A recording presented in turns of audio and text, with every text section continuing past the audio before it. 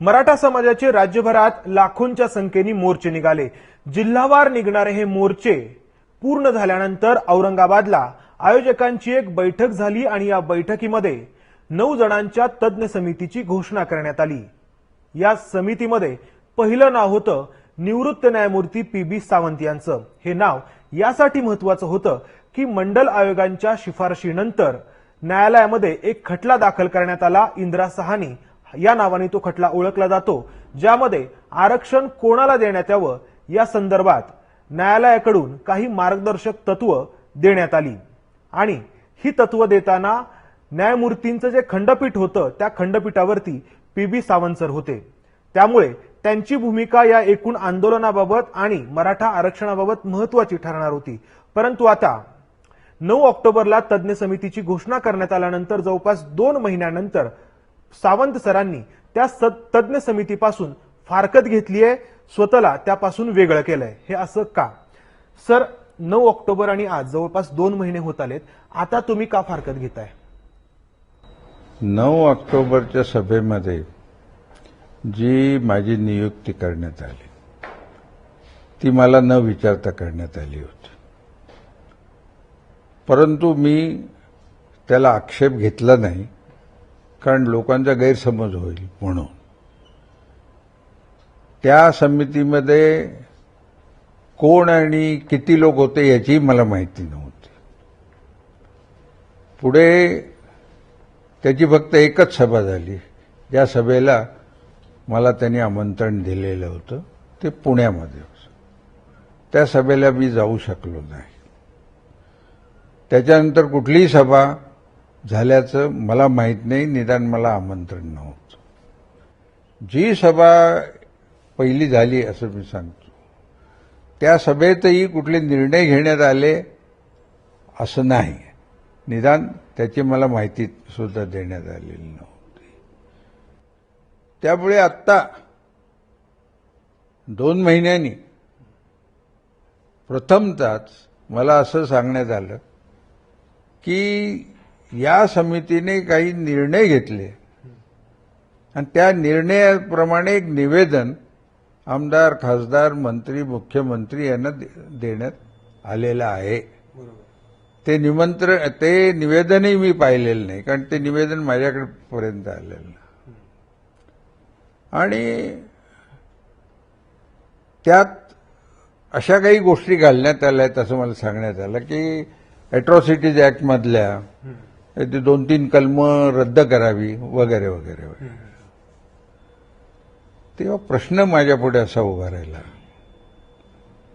की जर मला न सांगता, मला न विचारता, मला न कळवता असे निर्णय घेण्यात येत असतील आणि त्या निर्णयाप्रमाणे निवेदनही लोकांना देण्यात येत असतील, तर आमचा तिथे राहून उपयोग काय? म्हणजे आमच्या नावाने कुठलेही निर्णय घ्यायचे आणि ते प्रसिद्ध व्हायचे, त्याच्यामुळे आमची बदनामीच होणार आहे। त्याच्यामुळे मी असं ठरवलं की अशा लोकांच्या बरोबर, म्हणजे ज्यांनी हे प्रसिद्ध केलंय आता, अशा लोकांच्या बरोबर काम करणे धोक्याचं आहे की आपल्या नावाने कुठलेही निर्णय सांगण्यात येतील आणि लोकांमध्ये आपल्याबद्दल गैरसमज होईल। सर, याच्यातून काही प्रश्नही निर्माण होत आहेत। पहिला प्रश्न की पुण्यामध्ये जी बैठक झाली, एकुलती एक बैठक तुम्ही म्हणतात या तज्ञ समितीची, तर त्याला तुम्ही का गेला नाही? काही वैयक्तिक कारण होती, तब्येतीचं कारण होतं? त्याला जाऊ शकलो नाही, त्याला माझ्या अनेक कारणामुळे त्याच्यामुळे जाऊ शकलो नाही। मुद्दामून जाण्याचं टाळलं असं काही नाहीये। सर, दुसरा प्रश्न की आता तुम्ही म्हटलात की या समितीने जे एक निवेदन दिलेलं आहे मंत्री, मुख्यमंत्री, खासदार वगैरेंना, त्यामध्ये अॅट्रॉसिटी मधली काही 2 कलमं रद्द करण्यात यावीत असं तुम्हाला माहिती, 2-3 कलमं अशी तुम्हाला माहिती मिळालेली, तर हे चुकीचं असं तुम्ही म्हणता? अर्थात। अच्छा, कारण मी त्या बाबतीत जी भूमिका मांडली होती ती एवढीच की अॅट्रॉसिटीज कायदा रद्द करण्याचा किंवा कुठलं कलम त्याच्यातलं रद्द करण्याचा प्रश्न उद्भवत नाही। कारण असे जर अत्याचार कुठल्याही समाजावर झाले तरी ते निंदनीयच आहेत आणि एवढंच नव्हे तर दंडनीयच व्हावेत। आणि त्यातल्या त्यात जो दलित समाज आहे आणि ट्रायबल आपण ज्याला म्हणतो, शेड्यूल्ड ट्राईब्स म्हणतो, आदिवासी म्हणतो, यांच्यावर अत्याचार झाले तर त्या अत्याचारांची दखल घेण्याकरता म्हणून तो कायदा करण्यात आलेला आहे. इतरांवर झाले तर त्याच्याकरता नेहमीच आयपीसी आहे, सीआरपीसी आहे, सगळं आहे. तर मी अशी भूमिका घेतली होती की त्याच्यामध्ये एक कलम आहे, ते फार जाचक आहे आणि त्याचा दुरुपयोग होतो आणि विशेषतः दलितेतर समाजातले लोक दुरुपयोग करत होते की आपल्यावर असा अत्याचार झाला आहे अशी नुसती पोलीस स्टेशनमध्ये नोंद झाली, म्हणजे ज्याला एफआयआर आपण म्हणतो, हा एफआयआर केल्यानंतर ताबडतोब त्या पोलीस अधिकाऱ्याला, तथाकथित गुन्हेगाराला अटक करून पोलीस कस्टडीमध्ये टाकण्याचा अधिकार आहे. बरोबर. तुम्ही ही जी तरतूद आहे त्याला मी दुरुस्ती अशी सुचवली, कारण त्याचा दुरुपयोग करून लोक ब्लॅकमेलिंग करत होते, अनेक प्रकार होत होते. ती पोलीस अधिकाऱ्यांनी लोकल मॅजिस्ट्रेट, स्थानिक मॅजिस्ट्रेट किंवा तिथे दुसरा न्यायाधीश, जे खास न्यायालय त्याच्याकरता नेमले तिथले ते न्यायाधीश जर असतील तर त्यांच्या संमतीने त्याला पकडावं. एवढंच एकच कारण आहे तुमचं या तज्ञ समितीतून फारकत घेण्याचं, की आणखी काही आहे? एवढंच नाही, बाकीचे जे काही निर्णय त्यांनी घेतले ते मी वाचलेले नाही. ते सुद्धा आम्हाला दाखवल्याशिवाय तुम्ही कसे काय प्रसिद्ध करू शकता? बरोबर. आम्हाला विचारल्याशिवाय. म्हणजे याचा अर्थ असा की आम्हाला विचारल्याशिवाय केवळ आमच्या नावाचा उपयोग करून तुम्ही ही परस्पर निवेदनं जाहीर करायची, ह्याच्यात धोका आहे. याच्यामध्ये एक महत्वाचा भाग हा आहे की सावंत सरांनी तज्ञ समितीपासून जरी फारकत घेतलेली असली तरी मराठा समाजाच्या मोर्चांचं आयोजन करणाऱ्या जिल्हावार ज्या समित्या आहेत त्या समित्यांसोबत मात्र सावंत सर जोडलेले आहेत. मराठा आरक्षणाबाबत नक्की आपण काय भूमिका घ्यायला हवी, कशी घ्यायला हवी, न्यायालयामध्ये काय करायला हवं, या संदर्भामध्ये एका शिबिराचं आयोजन करण्यात आलं होतं, ज्यामध्ये जिल्हावार जे मोर्चांचे आयोजक आहेत त्यांना मार्गदर्शन करण्यासाठी सावंत सर गेलेले होते पुण्यामध्ये एका शिबिराला. सर, तर हे जे मार्गदर्शन तुम्ही करताय आणि एका बाजूला तज्ञ समितीपासून फारकत घेताय, तर याच्यामध्ये काय फरक आहे? फरक असा हा आहे की तज्ञ समितीला फक्त आरक्षणाबाबत निर्णय घेण्याचे अधिकार देण्यात आले, म्हणजे शिक्षणात आणि सरकारी नोकऱ्यात आहे. याच्या पलीकडे आरक्षण काही कुठं नाहीये. परंतु शिक्षण आणि सरकारी नोकरी एवढेच प्रश्न मराठा समाजापुढे नाहीत किंवा मराठा समाजासारखे जे इतर समाज आहेत, वंचित, पीडित, त्यांच्यापुढे नाहीत. त्यांच्यापुढे अनेक आर्थिक समस्या आहेत. त्या सर्व आर्थिक समस्या जर आपल्याला संपवायच्या असतील, त्यांना उत्तर शोधून काढायचं असेल, तर आजची जी आर्थिक व्यवस्था आहे, ज्याला आपण भांडवलशाही आर्थिक व्यवस्था म्हणतो, त्या आर्थिक व्यवस्थेमध्ये ते शक्य नाही. तर त्याच्याकरता आपल्याला समाजवादी आर्थिक व्यवस्थाच निर्माण करावी लागणार आहे. आणि ही समाजवादी आर्थिक व्यवस्था निर्माण करण्याचं वचन आपण घटनेतल्या सरनाम्यातर्फे लोकांना दिलेलं आहे 67 वर्षापूर्वी. आता तुम्ही जे काही शिबिरामध्ये मार्गदर्शन करण्यासाठी गेला होता त्यामध्ये तुम्ही आरक्षणासंदर्भात, मराठा समाजाला आरक्षणासंदर्भात काय भूमिका मांडली? हे शिबिर प्रथमतः आम्हीच आयोजित केलेलं होतं, हे लक्षात ठेवा. अच्छा. आणि ते आयोजकांकडून नव्हतं, तर तुम्ही नाही, ह्याच्यात कुठल्याही आयोजकाचा प्रश्न आला नव्हता. ओके. आम्हीच हे शिबिर आयोजित केलं होतं. त्याच्यामध्ये कोळसे पाटील होते, त्याच्यामध्ये आमचे प्रतापराव बोर्डे होते, म्हणजे लोकशासन जे आहे त्याच्यातर्फे आम्ही आयोजित केलं होतं. आणि या शिबिरामध्ये प्रकाश आंबेडकरनेही आम्ही बोलावलं होतं. अच्छा.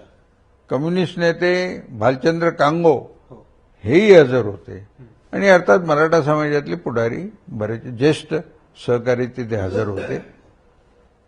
आम्ही त्या शिबिरामध्ये प्रथमतः आरक्षण हे कसं मर्यादित आहे आणि हे सर्व जरी आपण मिळवलं तरी आपले प्रश्न सुटणार नाहीत. एक तर काही लोकांचे म्हणजे मर्यादित लोकांचे प्रश्न सुटतील आणि तेही फक्त शिक्षण आणि सरकारी नोकरीसाठी. परंतु मराठा समाज असेल किंवा दुसरा कुठलाही समाज असेल, अगदी शेड्यूल कास्ट, शेड्यूल ट्राईब आणि इतर ओबीसी जे समाज आहेत, हे सर्व समाज हे मागासलेले समाज आहे. आणि देशात अशी या मागासलेल्या लोकांची संख्या कमीत कमी 85% आहे. आणि जे आर्थिक प्रश्न हे मराठा समाजापुढे आहेत तेच प्रश्न सर्व देशातल्या दलित गरिबांसाठी, गरिबांकरता आणि पिढींकरता हे तुम्ही त्यांना समजावून सांगितलं की समजावून सांगितलं. ही समस्या फक्त एका समाजापुरती नाहीये, तर ती सगळ्याच समाजाची आहे. कारण अगदी शेड्यूल कास्ट, शेड्यूल ट्राईब आपण म्हणतो किंवा ओबीसी यांना जे आरक्षण मिळालेलं आहे त्याच्यातूनही त्यांच्यातल्या किती लोकांचं भलं होत आहे आणि होणार आहे. आणि फक्त 2 बाबी करता ते आरक्षण आहे. तेव्हा आपल्या सर्व या मागासलेल्या समाजांनी एकत्र येऊन आपण जर समाजवादी आर्थिक व्यवस्था इथे निर्माण केली, जे घटनेने आपल्याला सांगितलेलं आहे, बरोबर आहे सर, तुम्ही तर आपल्याला हे सर्व प्रश्न सोडवता येतील. आपल्याला कुणालाही आरक्षणाची यापुढे गरज लागणार नाही. बरोबर आहे. सर्वांना नोकऱ्या मिळाल्या, सर्वांना शिक्षण आणि मोफत मिळालं, सर्वांना मोफत आरोग्य सेवा मिळाली, सर्वांना घरं मिळाली, जे आपण करू शकतो. मग आरक्षणाची कुणालाच गरज लागणार नाही. आज जी आरक्षणाची मारामारी या निरनिराळ्या समूहामध्ये चाललेली आहे ती थांबेल. आणि प्रस्थापितांचे जे प्रयत्न चालू आहेत की या संबंध बहुजन समाजामध्ये ही दुही घडवून आणायची या मुद्द्यावर, त्यालाही परस्पर उत्तर मिळेल. आतापर्यंत जी काही निवेदने देण्यात येत आहेत त्याच्यामध्ये आरक्षणाची जी मागणी आहे की, तर त्याबद्दल तुम्ही त्या शिबिरामध्ये, त्या कार्यशाळेमध्ये नक्की काय भूमिका मांडली की मराठा समाजाला जी आरक्षणाची मागणी होती? आम्ही कायद्यामध्ये काय तरतुदी आहे, घटना कलम 15(3) मध्ये किंवा 15(4) मध्ये शिक्षणासाठी ठेवलेलं आहे हे आरक्षण. परंतु तिथे सामाजिकदृष्ट्या आणि शैक्षणिकदृष्ट्या जे मागासलेले आहेत त्यांच्याकरता ते आरक्षण शिक्षणात ठेवलेलं आहे. तर शिक्षणात आरक्षण मिळवायचं असेल तर एकतर मराठा समाजाला आपण सामाजिकदृष्ट्या मागासलेले आहोत ते दाखवावं लागेल. आणि ते जरी त्यांनी दाखवलं तरी त्यांना काही मराठा जात म्हणून अमुक 1% आरक्षण असं मिळणार नाही. त्यांचा समावेश ओबीसीमध्ये होईल आणि ओबीसीमध्ये ज्या सगळ्या जाती आहेत त्यांच्याबरोबर मराठा समाजाला त्या जे काही आरक्षण ठरवलं असेल त्याच्यात वाटा मिळेल. नोकरी जी आहे सरकारी नोकरी, तिथं काही सामाजिकदृष्ट्या मागासलेला असं म्हटलेलं नाही, एनी बॅकवर्ड क्लास असं म्हटलेलं. म्हणून तिथे एक क्लास तयार करता येईल आपल्याला शैक्षणिकदृष्ट्या मागासलेला. अच्छा सर, ही तुमची मांडणी झाली, परंतु आयोजकांकडून जी काही मागणी होते त्यामध्ये मराठा समाजाला स्वतंत्र आरक्षण देण्याची मागणी होते. आणि सगळे राजकीय पक्ष, विरोधातले असतील, सत्तेमधले असतील, आधी सत्तेमध्ये असतील आता विरोधात असतील, आधी विरोधात असतील आता सत्तेमध्ये असतील, सगळे या मागणीला पाठिंबा देताना दिसतात. तर हे काय वाटतं तुम्हाला की बाबा हे तुम्ही कायदेशीर बाबी सांगितल्या की कायद्याच्या कसोटीवरती ते एका अर्थाने होणार नाही असं तुम्ही सांगितलं, परंतु हे सगळे राजकीय पक्ष, आयोजक देखील ते सांगतात, हे दिशाभूल करतात. अच्छा, कुठल्याही समाज समूहाला जात म्हणून किंवा धर्म म्हणून अमुक 1% आरक्षण असं ठेवता येत नाही घटनेप्रमाणे. तेव्हा कुठल्याही समाजाला अमुक टक्का आरक्षण म्हणून मिळेल असं त्याला सांगणं ही त्याची दिशाभूल करणं. अच्छा, दिशाभूल आहे. ओके. आणि लोकांची फसगत या नेत्यांनी करू नये अशी माझी इच्छा आहे. उलट त्यांनी समजावून सांगितलं पाहिजे घटने कायदेशीर भूमिका काय आहे ही समजावून सांगितले पाहिजे आणि योग्य दिशेने त्यांना क्रांती करायला आणि सर्व त्यांच्या ज्या आर्थिक गरजा आहेत त्या भागवण्याकरता, ही क्रांती करण्याकरता त्यांना एकत्र आणलं पाहिजे. तज्ज्ञ समिती जी होती 9 जणांची, त्यामध्ये जे आणखी एक सदस्य होते डॉक्टर सदानंद मोरे सर, तर त्यांनी म्हटलेलं की तुम्ही आलाच नाही त्या सभेला, बैठकीला, आणि तुम्ही बाहेर पडला ते एका अर्थाने बरं झालं, अशा प्रकारे ते म्हटलेले ठीक आहेत. आहे, त्यांचं ते जे म्हणाले मी बाहेर पडलो हे एका अर्थानं बरं झालं, त्यांच्या निवेदनाचं मी स्वागत करतो. आता ते आणि समिती त्यांचं भलं हो एवढीच माझी इच्छा आहे. परंतु त्या एका सभेला गेलो नाही म्हणजे समितीच्या कार्यात मी सहभागी नव्हतो असं म्हणणं फार चुकीचं आहे. त्या सभेमध्ये निर्णय काही झाला होता का? आज जे त्या निवेदनात म्हटलं गेले असं म्हणतात, हे निर्णय त्या समितीने तिथे घेतले होते का? हे इतर सदस्यांनाही विचारून घ्या. माझ्या माहितीप्रमाणे त्या सभेत कुठलेही निर्णय घेण्यात आलेले नव्हते.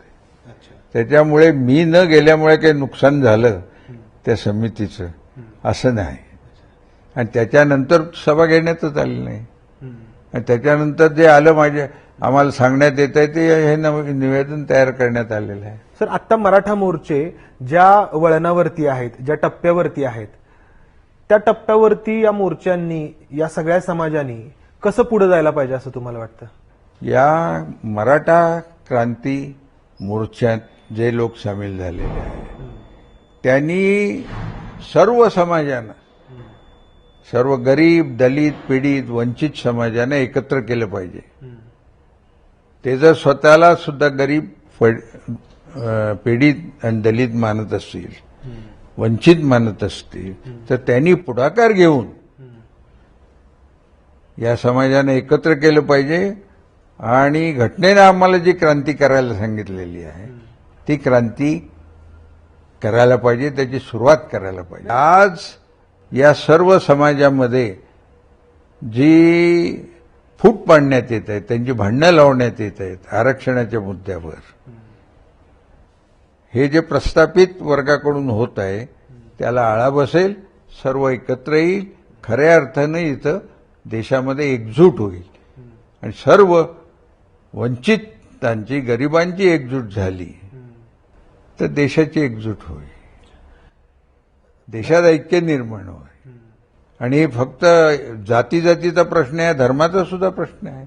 आरक्षणाचा मुद्दा असेल किंवा अॅट्रॉसिटीचा मुद्दा असेल, या मराठा समाजामध्ये आणि एकूणच सर्व समाजामध्ये कोणी दुही माजवण्याचा प्रयत्न करू नये म्हणून आपली ही भूमिका आहे, हे न्यायमूर्ती सावंत सरांनी स्पष्ट केलंय.